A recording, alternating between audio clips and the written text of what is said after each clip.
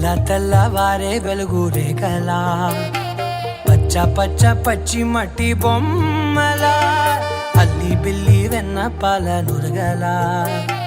అచ్చ తెలుగు ఇంటి పూల కొమ్మలా దేవదేవుడే పంపగా ఇలా దేవతే మా ఇంట అడుగే పెట్టెనంట బ్రహ్మ కళ్ళలో కాంతులే మా అమ్మలా మా కోసం మళ్ళీ లాలి పాడేనంట.